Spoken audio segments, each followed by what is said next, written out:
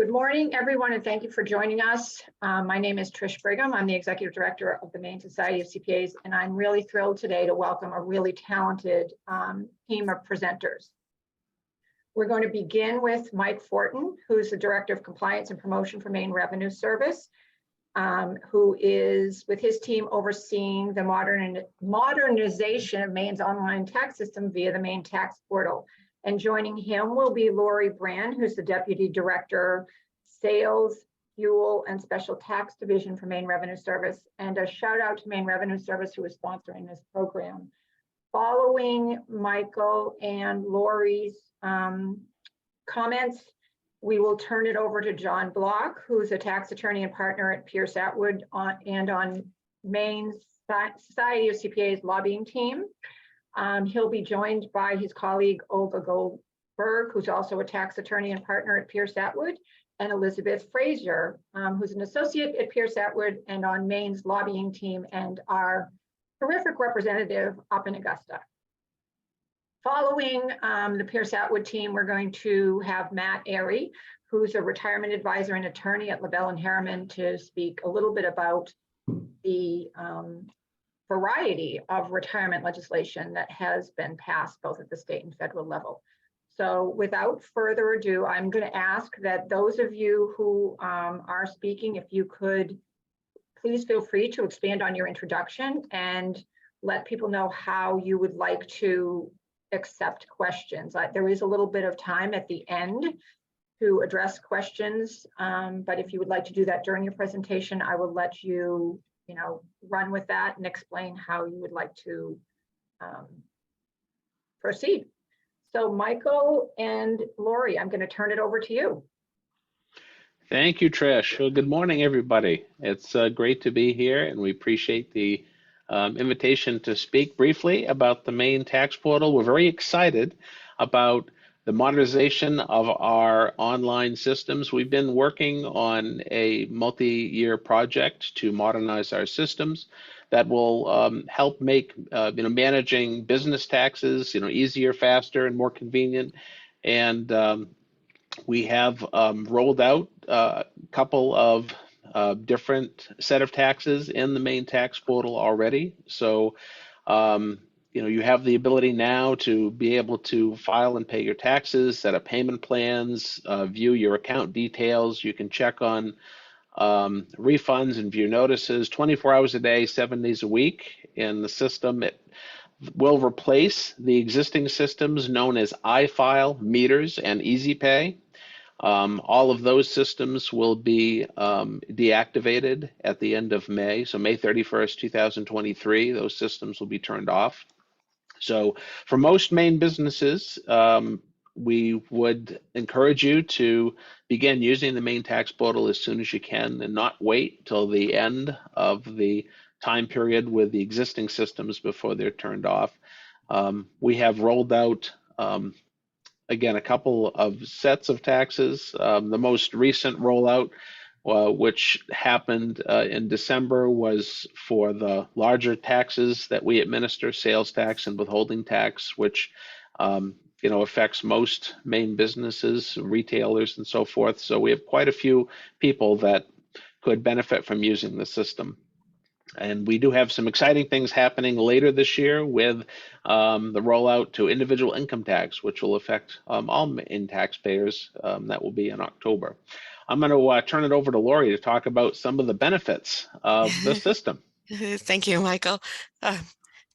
So some of the benefits, what I'd like to talk about are the benefits, as Mike said. So the system allows you so much freedom. You have the ability to complete and submit power of attorneys online, to file and pay your income taxes, individual taxes, business taxes. We are in our second rollout, working on our third rollout right now. So that will include individual income tax and a few other tax types related to sales. We have one rollout after this.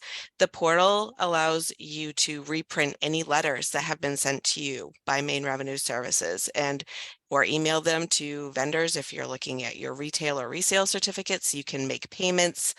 You can see you can submit third-party requests. So for those of you that are third-party representatives, which is all of you for the most part, you'd have that ability to go on this portal and request access to your clients.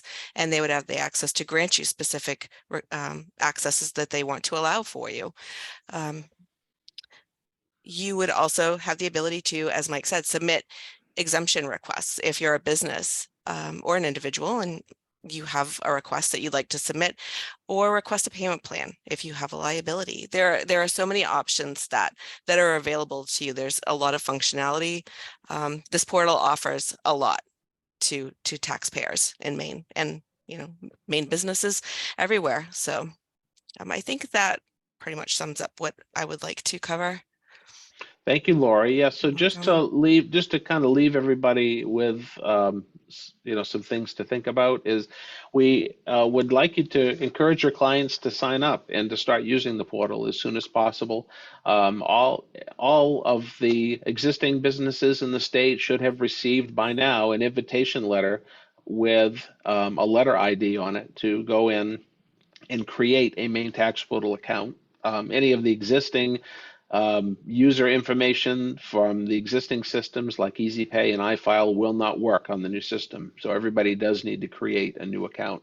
So everyone should have gotten a letter. If you didn't get a letter for some reason, they can still create an account using their ID number, you know, their social security number or FEIN number, and then information from one of the last tax returns, provided it's not a zero return and not a return that's older than 3 years. But you can get started right away today. We encourage everybody to do that. If anybody has questions, I mean, I'll be hanging out here, so you can ask a question right now. If Trish has allowed a little time, I guess, in the program to do that. But I'll be hanging out as well. And if you think of something, please reach out. If you want to contact us after today, you can email us. The best email to use would be the Taxpayer Assist email. That's taxpayerassist@maine.gov. And once again, taxpayerassist@maine.gov. And you can reach out and be happy to help in any way we can. So with that, I'll just pause and see if anybody has any questions.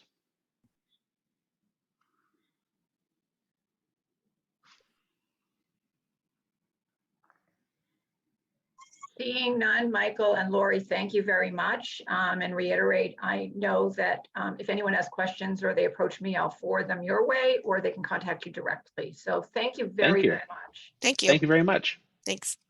John and Elizabeth and Olga, I'm going to turn it over to you and let you run now. Great. Let me try to get our slides up very quickly.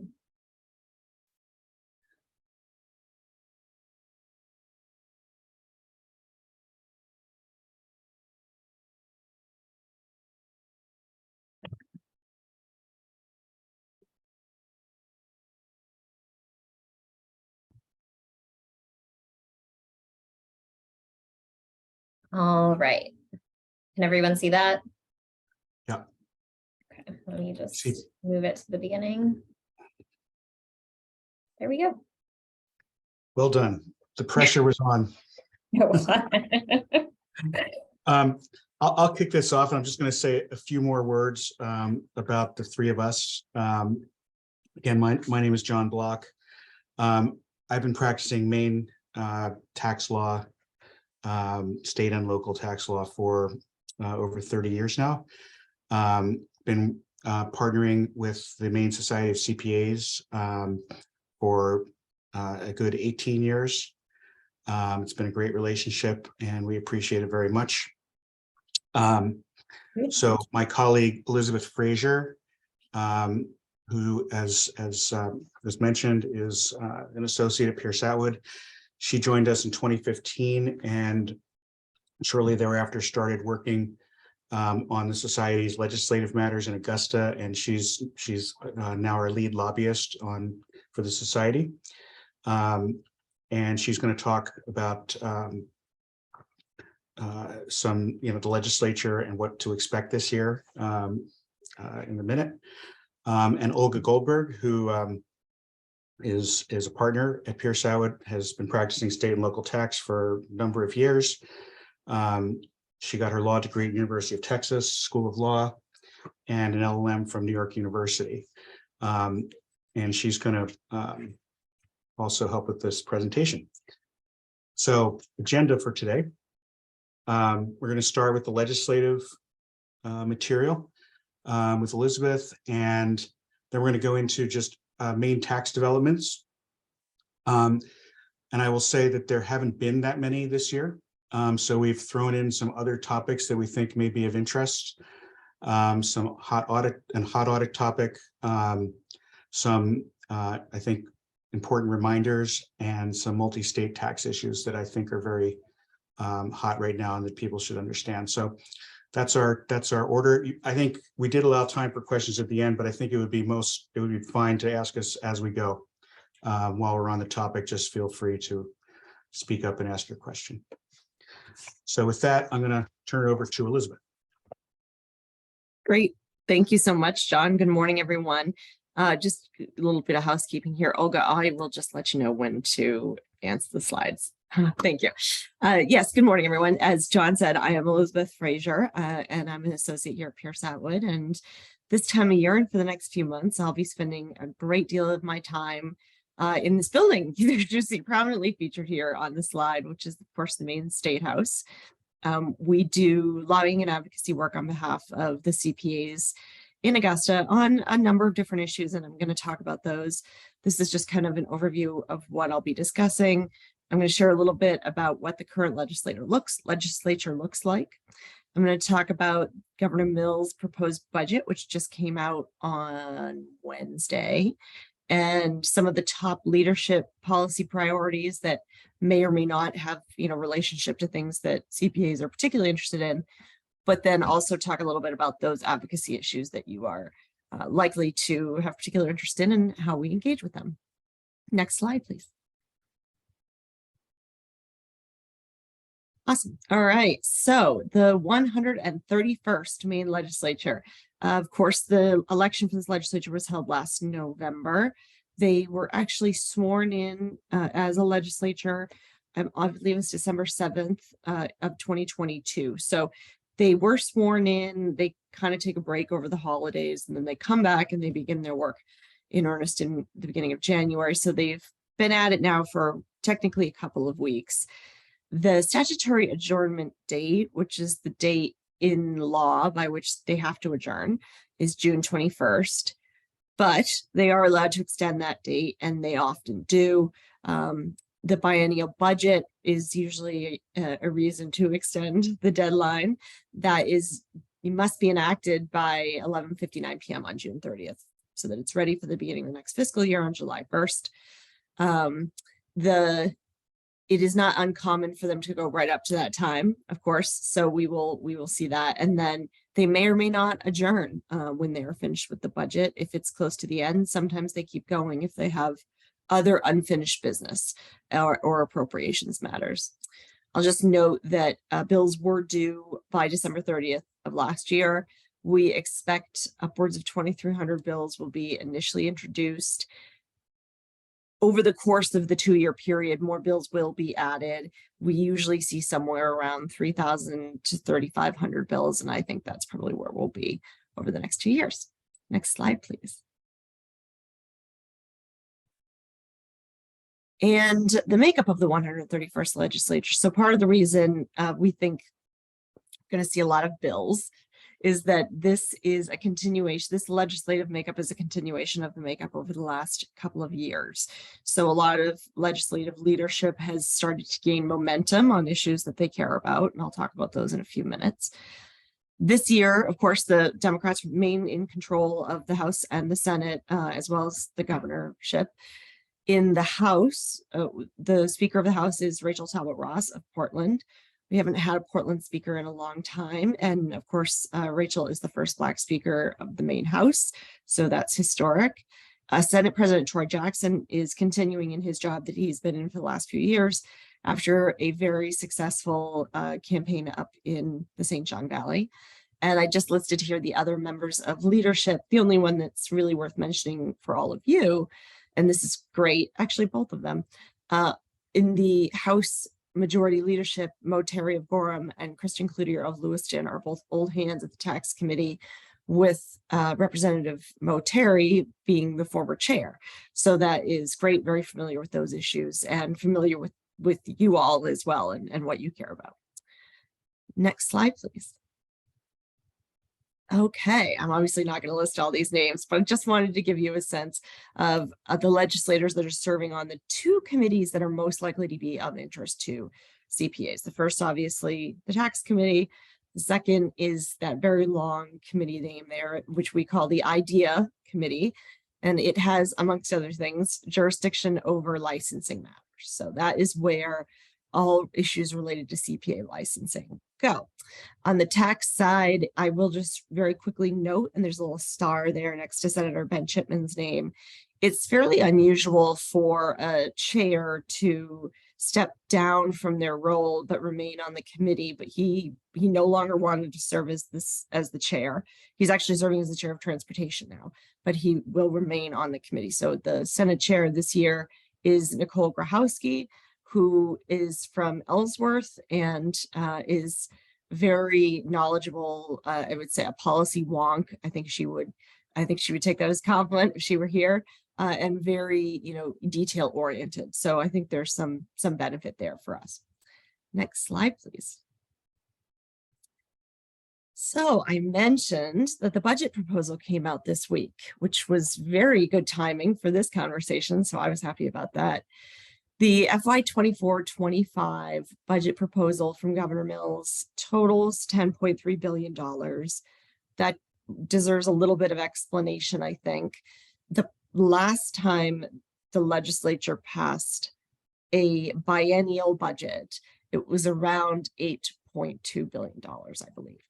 The reason for the increase, there's a couple of reasons. The biggest one is that in between the time that last biennial budget was passed and now, there was a significant amount of supplemental budgets that were passed, which included a lot of new spending that came out of increased revenue projections. So all of those new spending line items are now in the new baseline. So that accounted for about $1 billion there. And the rest is some designed to be some attempt at a matching fund or matching funds for the infrastructure bill that came out of Congress a couple of years ago. So all of that adds up to $10.3 billion. We'll see how that goes. Certainly the revenue forecast projections support that if nothing goes awry with the economy, which we know could happen at any moment. And just let's see if there's anything else I want to mention about this. Just in terms of process, just in case anyone is particularly interested in this, the Appropriations Committee will start holding hearings on various elements of the budget over the next few weeks and months. So if you're interested in that, appropriations is where you want to pay attention. Next slide, please. And then I should say there were no tax increases in the budget and very little dealing with taxes. I haven't been through it with a fine-tooth comb yet, so I might find a few things, but as a general matter, the tax policy was left untouched. So before we get into just some of the things that we will likely be on the lookout for you guys and some of the things that are annual CPA issues, I wanted to talk just a little bit about those leadership priorities that I mentioned. These are public policy priorities that the leadership of both chambers have indicated they would like to try to advance over the next 2 years. They may or may not align with the governor's priorities. In some cases they do, some cases they don't. Just to give you a quick sense of it, I put health and human services and housing. Originally, I had housing here alone, but I've since added health and human services because I'm sure you've all seen there's a significant amount of attention around child protective services in the media. Obviously, homelessness, which gets to housing, is an ongoing crisis. Additional attention is being paid to the opioid crisis. There were a couple of prominent legislators who lost children or very close family members in the last couple of years due to addiction. And so hopefully some more work will be done on that. On energy and environment, you can see there are a few kind of top line items we think people will be looking at. PFAS is one of them, climate change, of course. I say energy cost containment. That is, we'll see what that looks like. But what I really meant by that is probably a lot of hearings about electricity prices. Both true. So we expect that'll be Elizabeth, could you just explain quickly what PFAS is for people that might not know? Yes, I can. Absolutely. Thank you. PFAS stands for polyfluoroalkyl substances, and they are several, I don't know, just millions at this point. I don't even know how many types of chemicals that make up what are known as these forever chemicals. And it's essentially just a type of chemical bond. It's not any particular type of chemical. It's an adjustment to a bond. And it leads to a lot of things that we like, but are very hard to break down in the environment. So Rain-X, Gore-Tex, your hamburger wrapper, they're very grease resistant, all of those things. So that is something that basically if anybody manufactures anything, they are dealing with this PFAS situation. And so are community water systems. So it's a big topic of conversation in Maine. And the last one, diversity, equity, and inclusion. It's a broad topic, obviously. Some of the big things I mean by that are we've heard from Speaker Talbot Ross that she's interested in pursuing environmental justice that would essentially, we don't know what it will look like exactly, but probably add in some layers of public process to approvals for environmental permits, land use permits, energy permits, all that type of thing that would require an extra look at whether or not the policy would disproportionately impact minorities, people of color, et cetera. Also, tribal sovereignty, I'm sure you've all read about it in the media. That's been an ongoing issue. I think they're going to continue to try to push for changes to the Settlement Act. So we will see that. That's likely, if anyone is a particular, like political observer and you like, watching the fireworks and all of that stuff, that's one to watch because there's going to be a lot of disagreement between the governor and the speaker on that. So it'll just be interesting politically. Next slide, please. And so what does all of that mean for the CPAs in and amongst all of those crazy policies that they're going to be discussing in 3,000 bills over the next 2 years? What it means is there are a couple of issues that we know will come up, and there are some that we'll be on the lookout for. One that we know will come up because it always does is conformity. As of right now, there isn't a lot on that topic, but one expects there will be over the next couple of months. The society has become known as a very reliable resource and thought leader on conformity over the last couple of years. And we've had a very good line of dialogue with Maine State Revenue, which we really appreciate, and just being able to share our thoughts on that and the importance on some of those issues, as you all know. So we'll be looking out for that soon enough. On the Maine tax policy front, I know that's like literally the most broad thing I could have possibly put, but I just wanted to say, suppose it is possible that even though there's nothing in the budget, and I haven't heard any particular rumors about anything specific, I do think there's interest amongst the very progressive wing of the Democratic caucus to look at taxes on high earners in one capacity or another. And additionally, vacant properties, second home ownership, that type of tax that is sort of punitive, basically, but wouldn't necessarily be, an across the board tax increase of the kind that gets so much media attention. So that's kind of what I mean by Maine tax policy, but that is obviously probably the key category where we just have to wait and see what bills get printed, what topics come up, and what would be of interest to the society. And lastly, as I mentioned, coming full circle at the beginning, we do occasionally have issues in front of the licensing committee, which is the IDEA committee. A couple of years ago, we helped pass a bill on firm mobility, and we did that through that committee. That committee, I noted here that they're likely to look at barriers to licensing. That's generally there's a very general state and national movement to try to reduce barriers to licensing and to incentivize or further reduce barriers for foreign nationals who are living here who are licensed and qualified in their prior residence, and that latter being a sort of workforce development effort. And occasionally they like to do things that tinker with the licensing boards or this, that, and the other thing. So we will be on the lookout for that, of course. Other than that, I think we will be on our usual sort of eyes and ears approach for the society to see what comes up in any of the committees in the budget discussions. And of course, when we get to the very end of session in the spending conversations. But there's a lot to come in the next few months and over the next 2 years. And just before I wrap up, I'll just let you know that this same legislature will continue through next year, which means there's likely to be a number of studies or opportunities for feedback on policy in the late summer or fall and early winter of this year.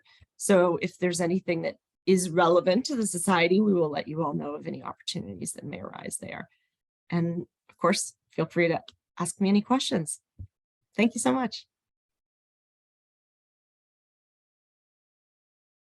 Great. Thanks, Elizabeth. Yes, thank you.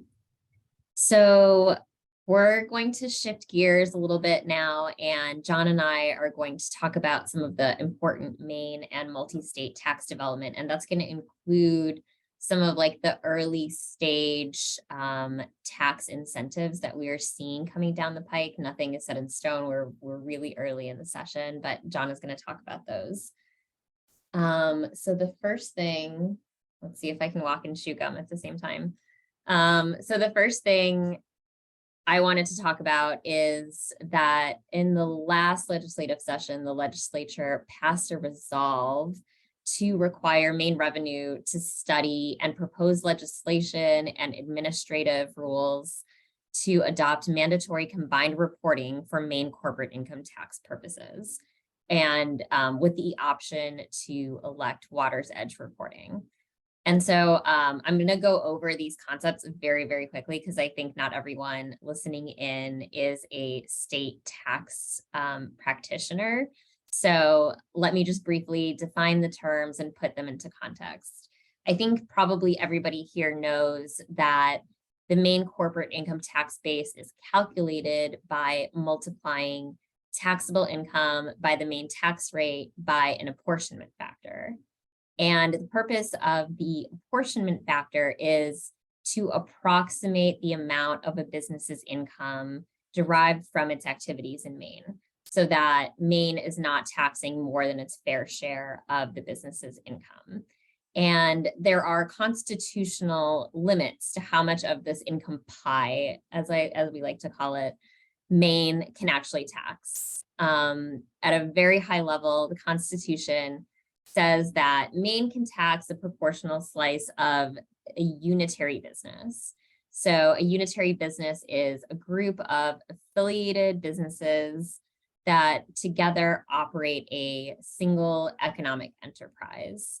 And when you have a unitary business, the Constitution allows Maine to tax a slice of that whole economic enterprise, not just a single corporation or company that happens to be linked in Maine in some way.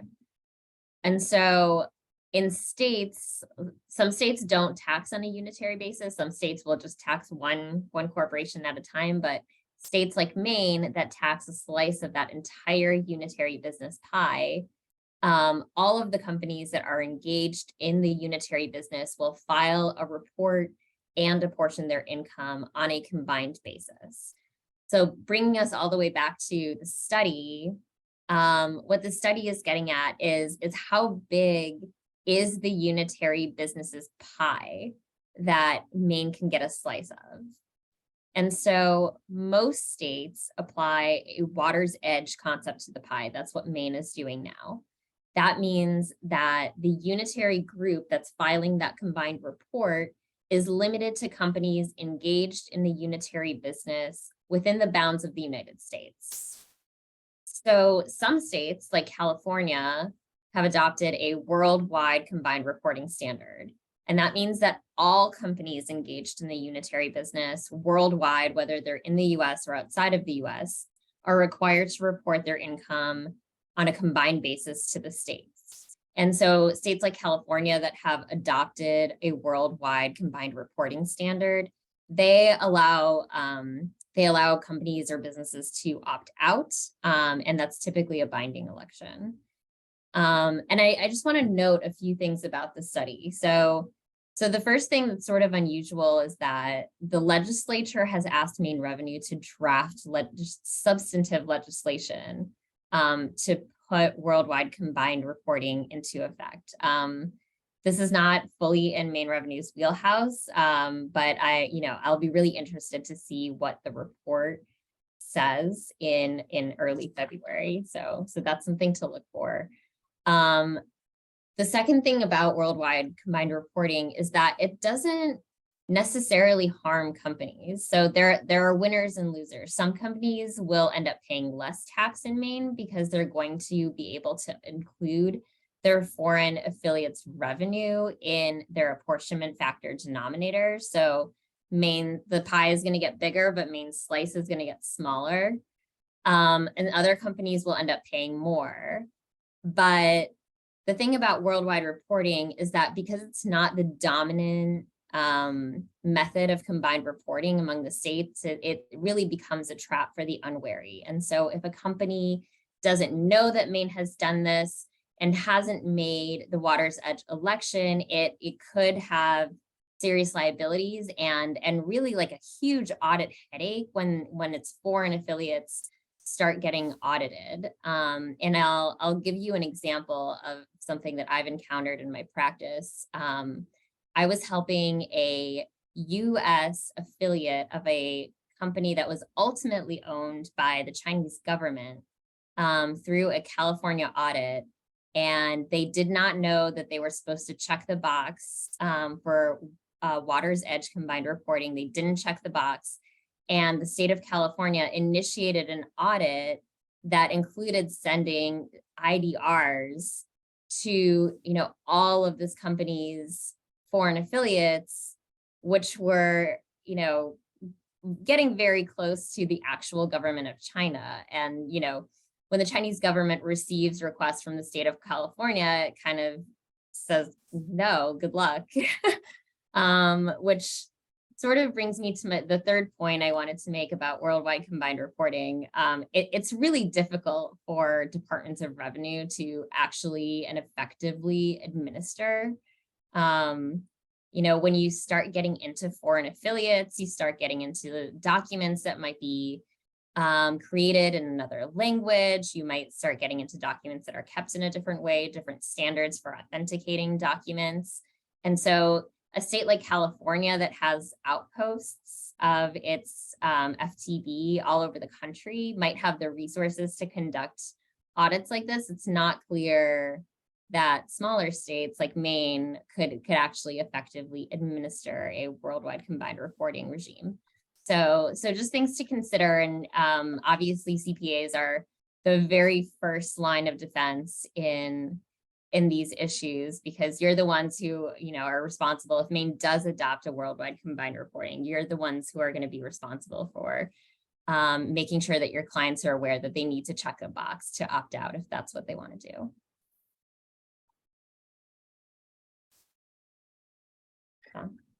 So one change that went into effect in 2022, which I think by and large is a helpful change, involves nexus with the state of Maine. So nexus meaning, when does Maine have jurisdiction to impose its income tax on a company? We're talking corporate income tax here. It used to be that Maine just said, we're going to impose our tax to the full extent that we're allowed to do so under the Constitution. So that meant you had to be a student. If a company just had a minimal presence or minimal connection, you had to study US Supreme Court cases and maybe be a law professor, a tax professor, to have an opinion on whether you were over the line or not. And like many states, Maine has now enacted a bright line nexus standard, which I think is a welcome change. And that this went into effect for tax years beginning on or after January 1st, 2022. The standard is either you have nexus if the corporation is either organized or commercially domiciled, that pretty much means headquartered in Maine, or the corporation has either $250,000 of property in Maine, $250,000 of payroll in Maine, or more than $500,000 of sales in Maine, and that's an or, so any one of those, or 25% of the corporation's total property, payroll, or sales are in Maine. If you meet any one of those, the corporation now has Nexus. It's a bright line standard, black and white. It's no longer a guessing game. So I think that's a good change. And John, slide. if I could chime in with the thing that I always chime in on, the one thing to note is that this new requirement, it codified what was previously in a regulation, that if you are an owner of a pass-through entity that meets any of these bright line thresholds, you will also be treated as creating Nexus in the state of Maine. And that includes not only direct ownership interests, but also indirect ownership interests. So kind of another trap for the unwary. Good point. Thank you. This is probably not this pretty narrow change here, pretty technical, but for companies that have ETIFs, those are employment tax increment financing programs, which there are a couple hundred of throughout the state. There was just a fairly technical change in how the benefit is calculated. Used to be based on a percent on the Maine withholdings multiplied by an ETIF percentage on eligible employees. Now it's not the amounts withheld, but it's the gross wages paid by the qualified business to its qualified employees that are above the base level of employment, multiplied by 4.5%. So that's fairly narrow technical change, but wanted to mention it. Next slide. So apportionment of services is a very hot topic in audits and litigation right now. So back in, I think it was 2009, Maine changed the way it apportions services to what is called market-based sourcing. Used to be based on what was called cost of performance for decades, where the service was produced essentially. Now we apportion based on where the service is received, and it's called market-based sourcing because it's like you're looking at where the market is for the service. So the statute says apportion based on where the services are received. If that is not readily determinable, there are some waterfall rules of where you apportion it, but generally it's apportioned to the office where the services were ordered from. The real trick here is determining where services are received. And for a service business, that can be very, very difficult and cause a lot of headaches. I just think of my law practice where, after this, I might be on a call with 8 people giving legal advice, and they're in all different locations all over the country or the world. How do I know? I don't even know where they are. How do I know where my service is being received? It used to be, it would be apportioned to me because that's where it's being produced. So this is it's a conundrum. And what has really prompted some disputes, and there is now one at the Maine Supreme Court as of a couple of days ago. There are situations, the statute, I think, reads like, you look to where your customer is receiving your service. There are situations where sometimes the benefit of the service may also be going to someone you don't contract with, which might be the customer of your customer. So the case that's at the Maine Supreme Court involves a company that does pharmacy benefit management services. So their client is typically a health plan, like Anthem or others, or a large employer. And they perform a lot of services for their client, like they design formularies for prescription drugs. They negotiate good pricing to reduce the cost of the benefits and reduce premiums. And they do a lot of back office sort of work for their customer. And then when someone goes to get fill their prescription at a drugstore, they have no contract with the pharmacy benefit manager, but the pharmacy benefit manager decides whether that drug is covered, how much their copay is, does it have an interaction problem with other drugs they might be taking. And so Maine is taking the position that every time, in this case, every time a person goes to the pharmacy in Maine, they're receiving the benefit of the service, even though that person is not the customer of the pharmacy benefit manager. They're not the customer, not the client. There's no contract at all between those two. So that's the issue there. I've also seen this pop up in broadcasting, in advertising, and I'm sure that people can think of other contexts where this may happen. So that is a current topic. It's now at the Maine Supreme Court. It probably won't be decided till late in the year, but that's something we've been pretty active in. Next slide. So as Olga mentioned, I wanted to talk about a few tax incentives. So the Pine Tree Zone program, which started way back in Governor Baldacci's time, originally it was going to be around for about 10 years, and it's been extended several times now. Currently, it was to sunset at the end of 2023, and the governor's budget that was just released, that Elizabeth mentioned, we actually thought that there might be some replacement program that would have the Mills administration's design on it, but it doesn't. The budget just extends the Pine Tree Zone program for another 5 years. So now you can be certified through December 31st of 2028. And the program remains the same as it has been. There are other tax incentive proposals in the governor's budget. There is expanded research and development credit.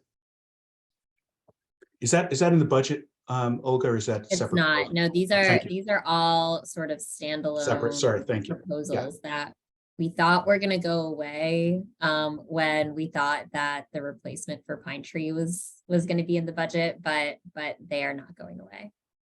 Yeah, so there's a proposal to expand the research and development tax credit and lower the threshold for qualification, increasing the amount of the credit.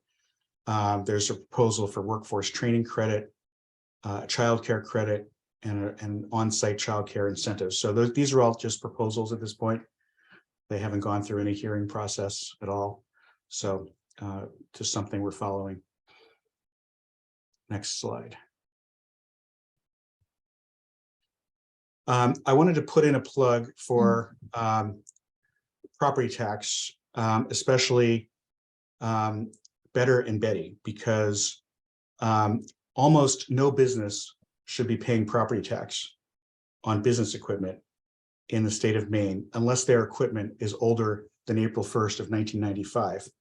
But I continue to stumble across businesses that are paying large amounts of property tax because they're not aware of these programs, and they're just leaving all of this money on the table.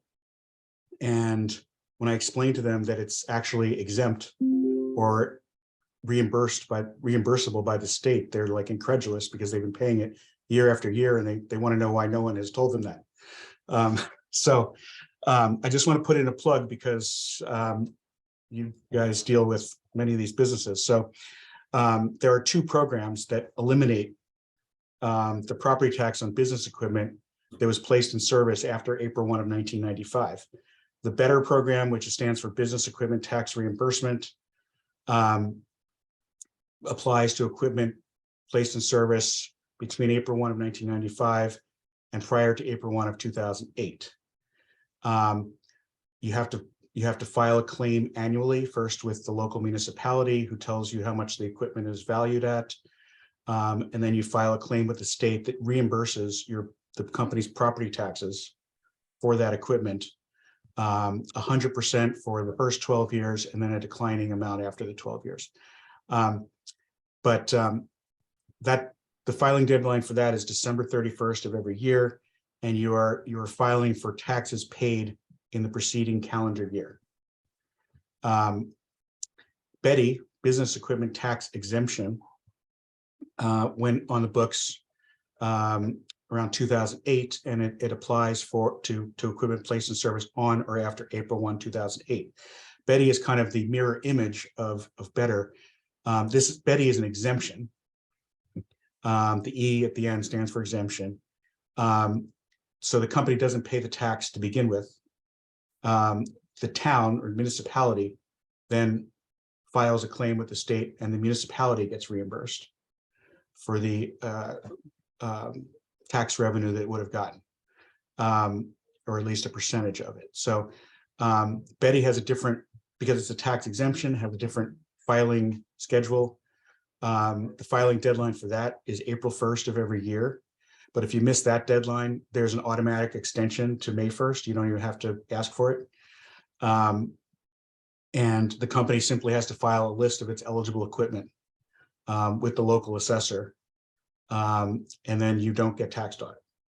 So I just want to put in a plug so that you can help make your clients aware. They'll be very appreciative if they are hearing about it for the first time. Next slide. This is you, Olga. Yep. So in our last few slides, let's see, we have about 10 minutes. I'm going to dive into some of the multi-state hot topics and issues that John and I have been working on recently. And in everything that I'm going to talk about, I think I want to stress that CPAs are really like our best partners to make sure that businesses aren't falling into these multi-state tax traps and incurring liabilities outside of the state of Maine. So I think it's really important, if you have any business client, even if it seems like they're really just a Maine-based company, to find out that what are they doing? Are they doing anything at all that touches another state? And I've listed a few examples on the slide that include online sales. You know, if a company is selling anything, a lot of times they're selling stuff through their website or on Amazon. And if they're touching another state, they might have economic nexus in the state. I'm going to talk about that. Hiring a remote worker outside of Maine, that brings with it a lot of tax consequences. And even selling through programs like Amazon's FBA or Fulfillment by Amazon program, that can result in the business's inventory being stored in warehouses all over the country that they might not even know, like they might not know their stuff is sitting in a warehouse in Pennsylvania unless they follow the specific links on Amazon, and that can create state tax headaches as well. So any of these activities or contacts can create either physical presence nexus or economic nexus, and that can result in a number of state tax obligations. So let's talk about some of them. Sales and use tax. As of January 1st of this year, every single state, including DC, that has a sales and use tax on its books will impose an economic nexus standard, which means that if a business has economic nexus with the state, it is required to register, collect, and file sales and use tax returns in that state. And I've listed here the typical economic nexus threshold is $100,000 of gross receipts from sales to customers in that state, or 200 transactions, but this really varies state by state. Like some states have gotten rid of their transaction test, some states are higher, some states use an OR test, some states don't look at gross receipts, rather they look at retail sales. States have varying timeframes that they look like, you know, so what does $100,000 of sales in a year mean? What is the measurement of the year? So it's really important to sort of like make sure that your clients are staying on top of that if they're selling anything into the state. And And enforcement dates vary. So like I said, the state of Missouri was our straggler. They just started enforcing their economic nexus standard on January 1st, but states like Maine have been enforcing economic nexus since July 1st, 2018. So that means that a business that has nexus but hasn't registered could have up to 4.5 years of tax, interest, and penalty exposure out there. And I just wanted to say there was an interesting update on this front, very recently. So I don't know that there are states that are enforcing their economic nexus standards earlier than Maine. It used to be the case that Massachusetts was trying to enforce like a pre-Wayfair so-called cookie nexus standard as of October 1st, 2017.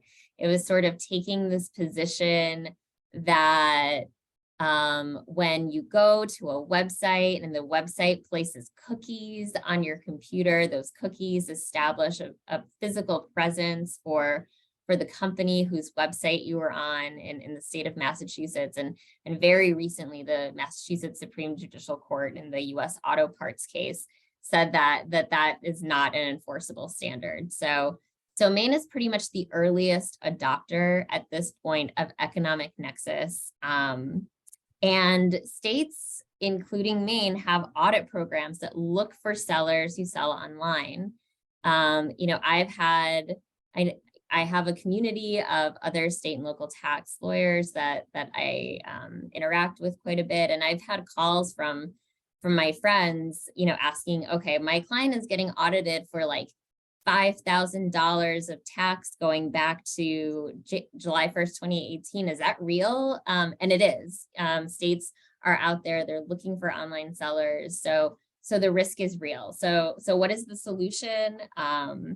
The key is really to get out in front of it before the business is found. I think a lot of businesses have sort of taken the approach of burying their head in the sand, but gradually, like, states are finding them one by one.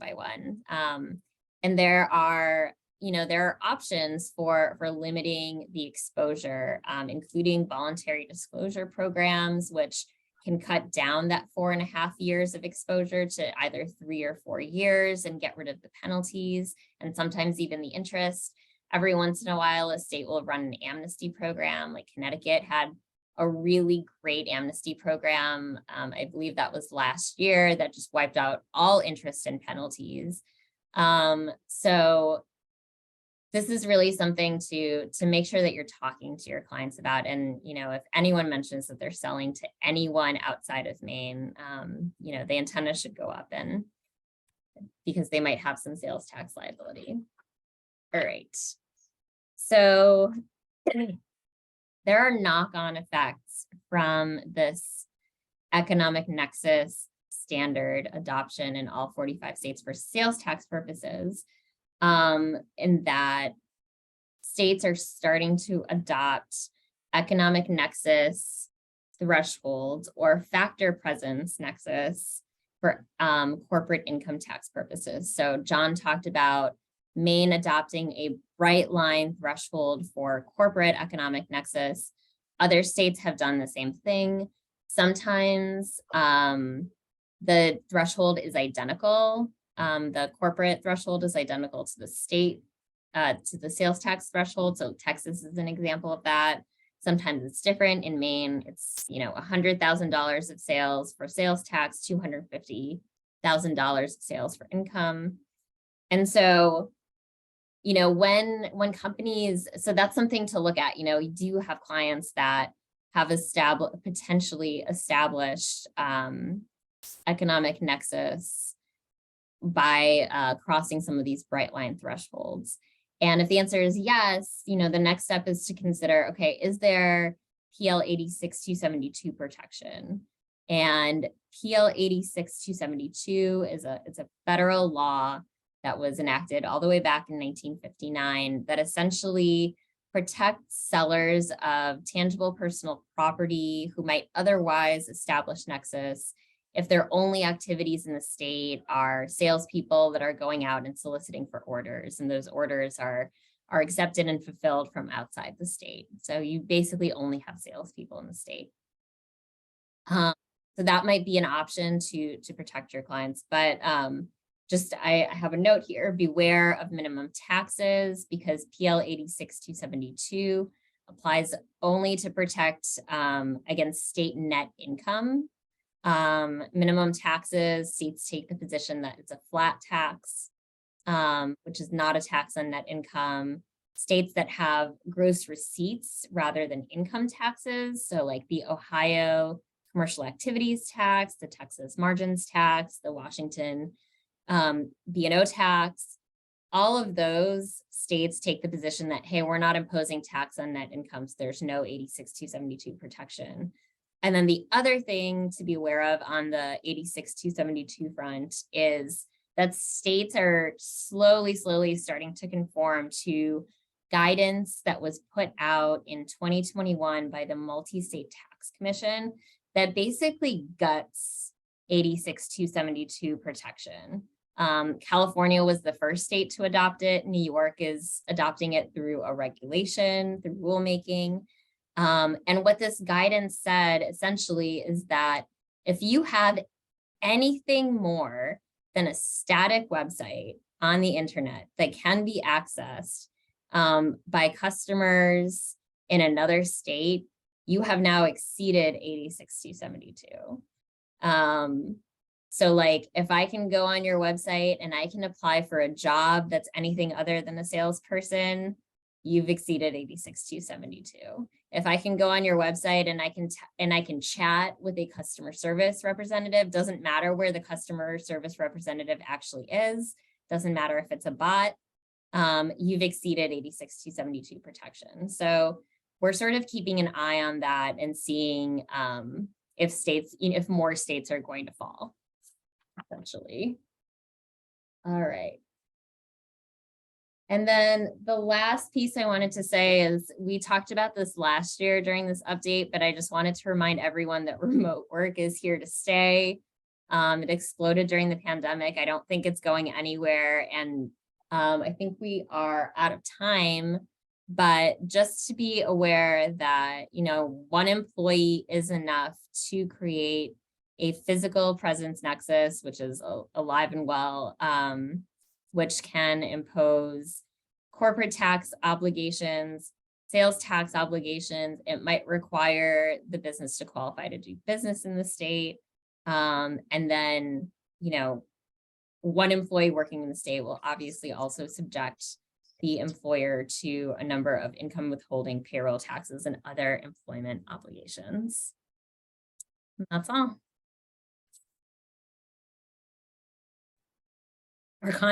I should mention our contact information is on this slide. So if anyone has any questions, feel free to reach out. Thank you very much, John, Elizabeth, and Olga. And I did have one question. Will your slides be available for attendees? Sure. Sure. So you will email them to you, Trish, and anybody Yes, that that wants would be to. great, and I can forward them along. Yep. Any questions? That was a lot of information. Very much appreciated. Any questions? Raise your hand. Okay, seeing none, I'm going to turn it over to you, Matt. Great, thank you. Good morning. Good morning, everyone. Let me see if I can get my screen to come up. Okay. 2.5 years, and I think we finally got it with the presentation slides. So thank you all for making the time this morning to be with us, and thank you, Trish, for putting on this lovely program. Let me see if I can advance the slide here. So just wanted to give a brief introduction to me and who I am. I'm Matt Airy. I'm one of the financial advisors here at LaBelle and Harriman. And in my role, I primarily help companies manage their qualified retirement plans. And as such, we keep a pretty close pulse on the legislation that's coming out that impacts retirement plans here in the state and then at the federal level as well. And although, as Trish mentioned earlier, I am a licensed attorney here in the state, I don't practice law. We leave that to our good friends over at Pierce Atwood. So just be aware of that in the capacity that I work in. So again, very excited to be here. So what we're going to do, we're going to cover two main topics in a relatively short amount of time. The Maine Retirement Savings Program, it's a mandatory IRA salary reduction program, and then some highlights from Secure Act 2.0, which is some federal legislation that's really impacting retirement plans. So we'll stop in between those two parts just to see if there are any questions, and we'll get going. So the Maine program, I think, is really meant to address one core issue, which is access to retirement plans. And there's been a lot of good data out there that just indicate individuals who are covered by an employer-sponsored retirement plan are much more confident that they're going to succeed in a dignified retirement, that they're going to be able to amass retirement savings. And so really a lot of the legislation that has begun out there, it started over on the West Coast, it's moved to Colorado, and now here in Maine, is really allowing employees to have access to these types of employer-sponsored plans. So individuals are much more likely, I think the statistic is around 78%, indicate that they're somewhat confident that they'll have a successful retirement if they're covered at work, versus those individuals at about, it's at about 45% for those that don't have an employer-sponsored plan. And so here locally, there's a pretty significant gap. Private sector employees statewide having access is about a 41% gap in those individuals who don't have an employer-sponsored plan. And this is just a breakdown of the numbers by the employee size. And, the vast majority here looking at some of those by the employee levels. So over 25 employees, 10, and then 5. So really, looking at that gap between whether or not there's an employer-sponsored plan. And then, of course, individuals in retirement, 19% of the seniors living in retirement rely nearly exclusively on Social Security benefits. So Maine has taken a leap forward, I think, by passing some legislation. This is the Act to Promote Individual Savings Accounts through a public-private partnership. And although that's a lot to say, I think it's really cutting at a core issue, which is the expansion of qualified retirement plans, or a type of retirement plan for all employees. So the bill passed back in June of 2021, and it's looking for implementation beginning in April of this year. The governing board is a quasi-governmental agency that's made up of about 9 voting members that are appointed by the governor, and that's going to be the body that governs this type of plan and makes the rules governing it. So what it does is, though, I think most of us on the call know that there really isn't any legislation that says an employer must sponsor a plan. But this legislation says if you don't sponsor a plan, you're going to be called a covered employer. And as a covered employer, you're going to have to remit payroll deductions to a state program in order to help your employees start saving for retirement. And it's going to come directly from the employee's paycheck. There are a few exceptions. You're not a covered employee if you sponsor your own type of retirement plan, so a simple SEP IRA or 401k. And then if you're any of the government entity, or if you haven't been in business long enough, they give you a little bit of an implementation period. Covered employees are just about what you would expect. Those individuals who are 18 and older and who have payroll here in the state are covered employees.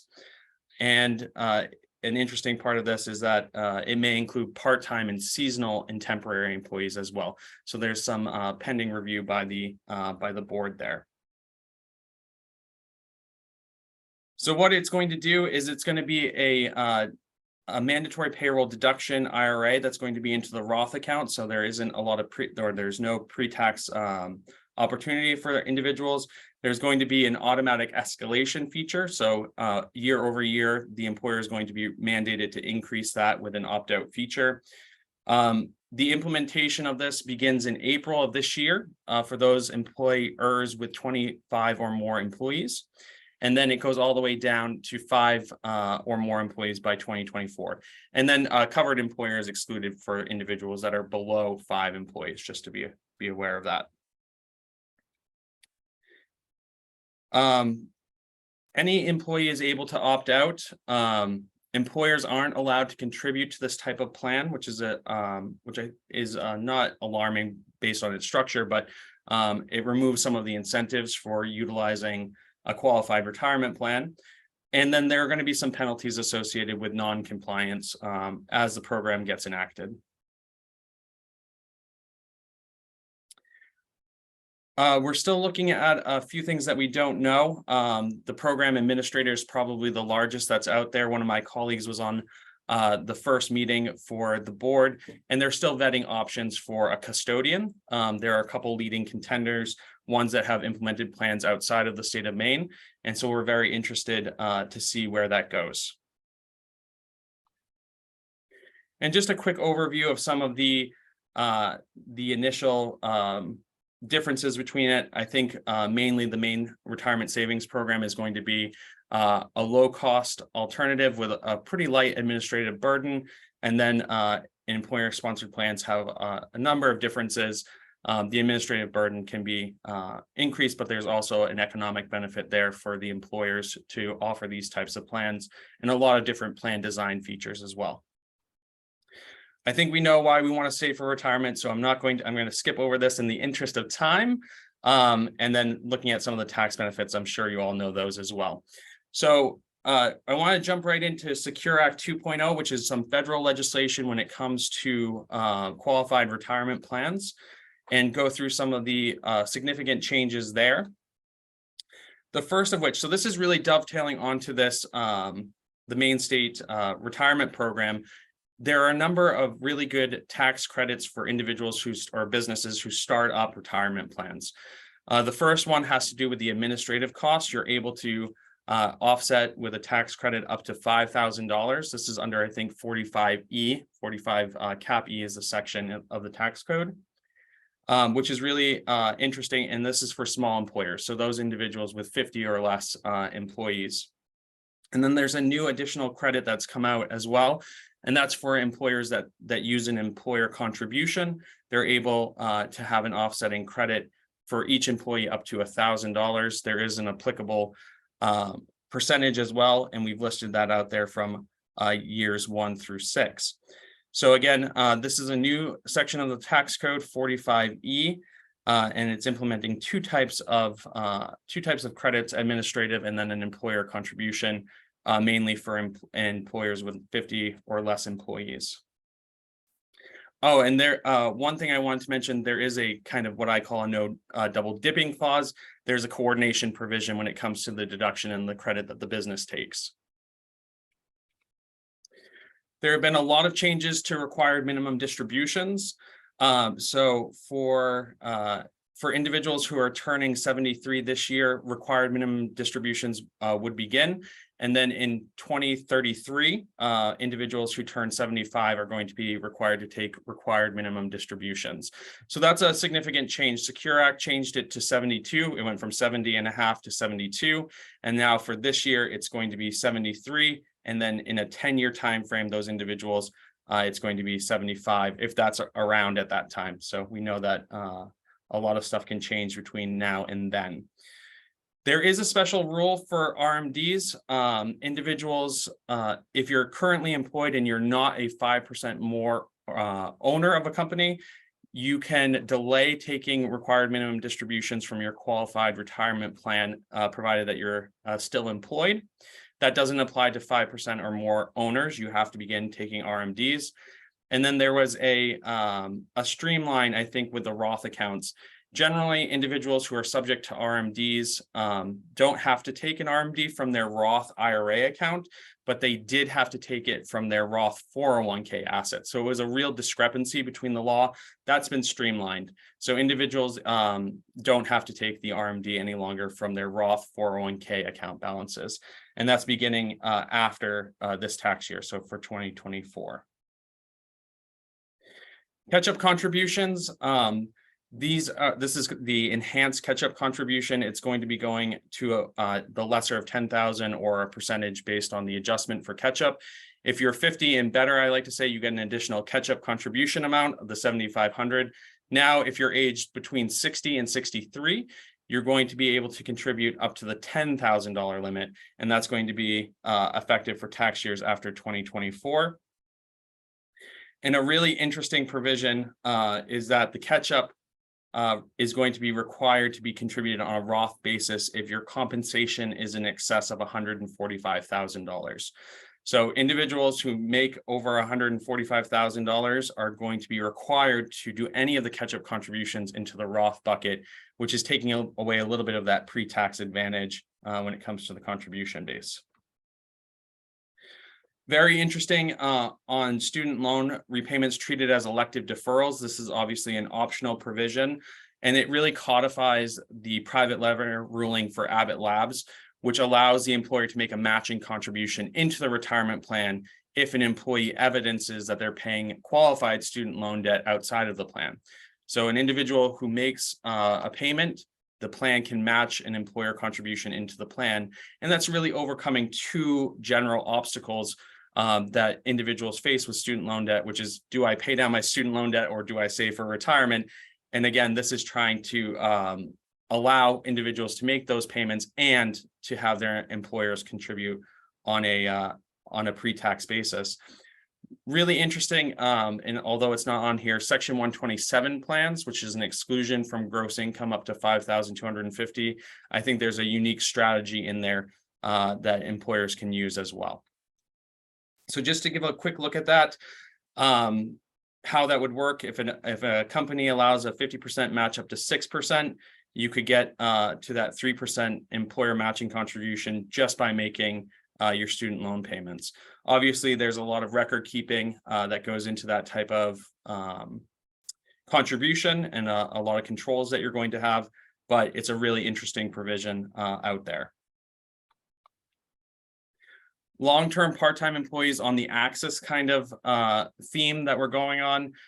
If you employ long-term part-time employees, and those are individuals who work 500 hours in 3 consecutive years, they have to be allowed to participate in the plan. From a testing perspective, the ADP and ACP testing and the top-heavy testing, they can be excluded. But again, the government is looking at giving individuals access to these qualified plans. And so they're going to be allowed to participate. That the Secure Act 2.0 was an amendment to Secure Act 1, which just reduces the consecutive years to 2 years after 2024.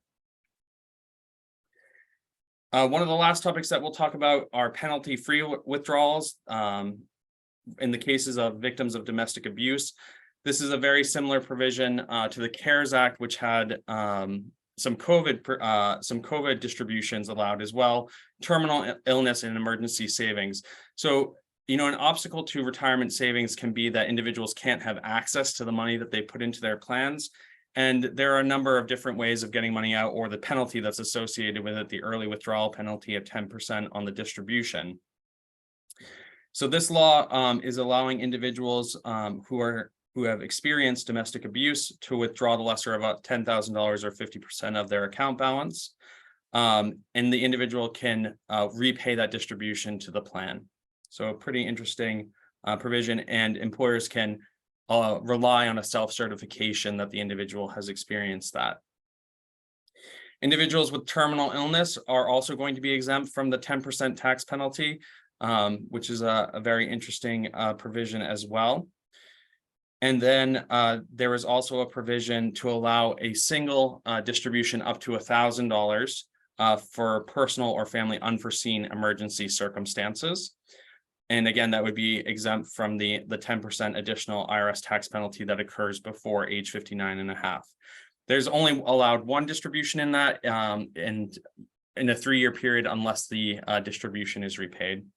And then there's another very interesting pension-linked emergency savings plan, which allows non-highly compensated employees to set aside some money for emergency savings up to $2,500. And it's going to have some features that are similar to Roth. I know I did that awful fast. Are there any questions at all about that?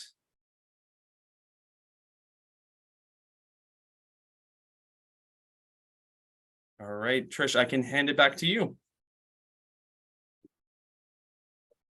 Thank you, Matt. You did an incredible job of summarizing a lot of information that I'm sure impacts everybody on this call in some way, shape, or form. So I'd like to thank everyone, our presenters, John, Olga, Elizabeth. I think Michael and Lori may have departed. And also Matt as well. I'd like to encourage all of you to tap into these experts on behalf of yourself or your clients. We really appreciate your presenting such terrific information and sticking to our time. I know everybody right now at this time of year appreciates that. Last call for any questions. Okay, if the presenters could share your slides, I know that the participants and here would be thrilled to have those, and I will take care of distributing them. And thank you so much again. I would like to put in one little pitch. Elizabeth is going to be accompanying interested Maine Society members. I'm planning on taking advantage of this to the State House for a visit on January 31st. That was rescheduled from January 12th because of the legislature's meeting schedules. I have several people who have expressed interest, but we have a spot or two for anyone else who might be interested. This is really an incredible professional development opportunity for those of you who might have younger colleagues or new professionals in your midst. So please reach out to me directly. We'd love to have you join us. And on that note, I hope everyone has a great day. Thank you very much. Thank you. Thank you.